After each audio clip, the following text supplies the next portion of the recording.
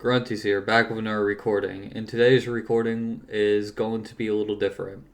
I've decided to make a companion guide series on all the five classes because over the years people have been playing Pirate and new people have been playing Pirate, and people just ask and probably wonder, hey, what companion should I use during my time when I'm questing?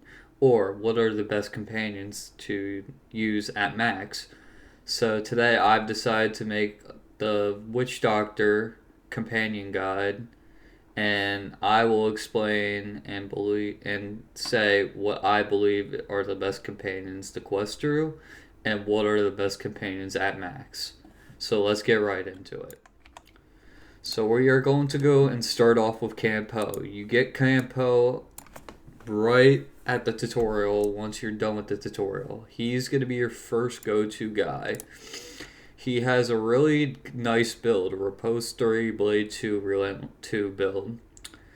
Once you're max, that's what the build's going to be like. You're going to have the average Tough 4, Rough 4, Accuracy, Dodge 4, and Agility 1. People wonder, hey, why Agility 1? Well, because you want to have Dodgy 4 and you want to have Accuracy. And especially Tough and Rough, because that will significantly make Campo better. Agility is good and all, but you're gonna risk one of these four for agility, which is not worth it in my opinion. He also has Rally, which is really good. It's a good heal, solo heal for whoever in the situation that you're fighting someone. And he has a high, which is Walk in Shadows, which hides for 3 rounds. And it's a ×2 while hitting, ends when you attack, from reading at what Walk in Shadows is. He is a go-to guy, and I believe you can use him during the quest line, but I'm going to explain more companions that I believe that you can use, in my opinion. Let's go next. So Bonnie Ann, you get her like level 2, level 3, like 2 quests after, 2 like main quests after getting Campo from the tutorial. Bonnie Ann's a really good companion universally. She is your best musket in my opinion. There's other good muskets, but she is gonna be by far your top musket companion. And she is pretty much good for every class besides Buccaneer, in my opinion, but we're not going to talk about that right now. Let's just get into what she has. She has Scatterblast, which is a really nice hit, especially when there's a range of guys connected together. She can use that. She has a second wind, which restores a quarter of your life back, no matter what, which is really nice. And then Stalk Assault, which just stuns or kind of, it's just a regular hit, like it's like a Campo hit or it's like a regular melee hit. The build that you're gonna have at max is Overwatch 3. Double Tap 2, Burst 2, Quick Draw, and you're gonna, no matter what, get Stalk Assault because this is at her max promo, she gets that. The build's gonna be Tough 4, Rough 4, Accuracy 4, and then this time Agility 4. For no matter what Musketeer, you're gonna have Agility 4. It's not ideal to have Dodgy on your Musketeer, especially since you're not really gonna, I'm going to say you're not going to really push up your musket that much because that's risky to begin with because it's a ranged companion. But she's a good start. Her and Campo are good starts to a quest. Okay, we're going to get to a big guy, Carcarius Grimtooth. He's a very interesting sort. You get him at your trainer on like the left or right side. There's a quest in there that you could go and talk with Vadima, and she just hands you the companion to be in your crew. He's really nice, especially since he has steadying speech. It's plus 75% for 5 rounds, which is nice, but that's max. You start off with like the first tier steadying speech. I don't know exactly on the top of my mind, but it's not that high of a will bonus.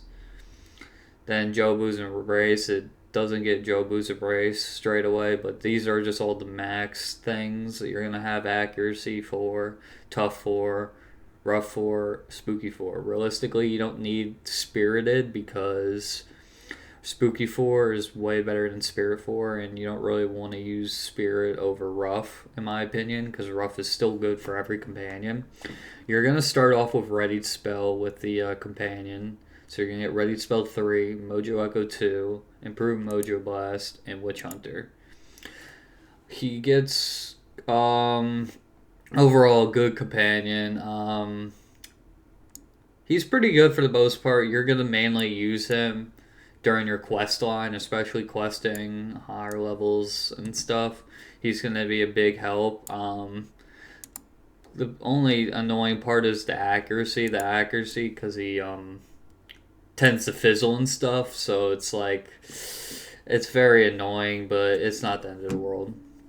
Next, we're going to go Mormo. Mormo is one of my favorite companions, in my opinion. I today sometimes once in a while use him because he has a Mojo Storm Max, which is really good. Mojo Blade, which is really good. That spell is only used when enemy is next to Mormo, and it could do a hell of damage if you buff the right buffs. Crow Song, which just gives a bonus attack talent for 10 rounds, including 2 movement, which is nice. And then Mutineer's Grasp, not bad. I wouldn't use it, in my opinion. It's good.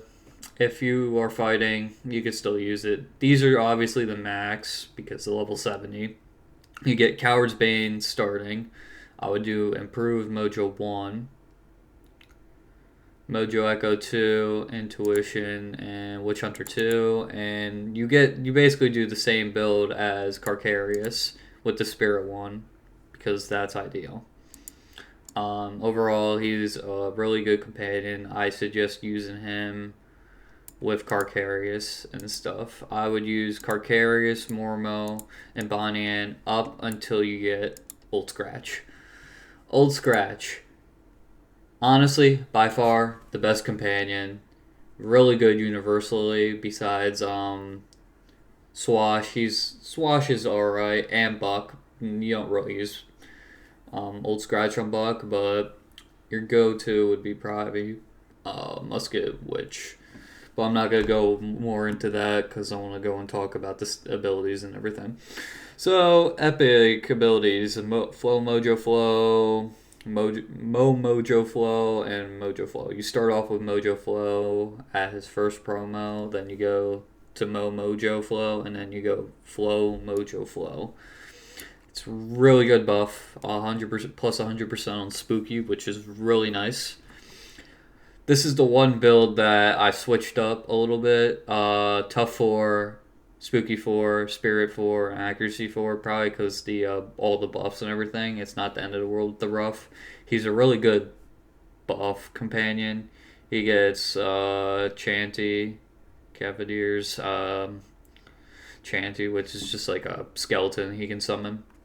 Jobu's Kiss. He first got Jobu's Ruse, which is not really that good, right? Yeah, Jobu's Ruse is just not that good. That's a big upgrade. You would do Improved Mojo Blast 2, Mojo Echo 2, Witch 3, because that was really good, and Intuition. Overall, he's gonna be your number 1 guy on Witchdoctor. No question. You're using him all the time. Next, we are going to go straight down to El Toro. El Toro is really good. You get him in Mushu, so we're talking about 3 worlds ahead-ish. Yeah, 3 after Skull Island. He is a really good companion. He is really good for Swash, really good for Musket, really good for Buck. Pretty much good for every class, in my opinion. I mean, realistically, you're not going to use him. Only in certain situations you use him. He's a really nice companion. He has a really good accuracy buff. Before, I think it was only like plus 25, plus like 10% on his first promo. I forget. But build's pretty nice. There's a preference for the build. I'll explain both builds. So Repose 2, Relent 2, Blade 2. You can also go Repose 3, Relent 2, Blade 1. Or, yeah, those were like mainly the two builds. He's going to have Raw 4, Tough 4, Dodgy 4, Accuracy 4, and Agility. Like similar to Campo's talents, he's going to have like the exact same. Benefit about him, he can jump over obstacles and taking 50% less damage from traps, which is really nice. He is overall a really good companion. You're probably going to use him like later.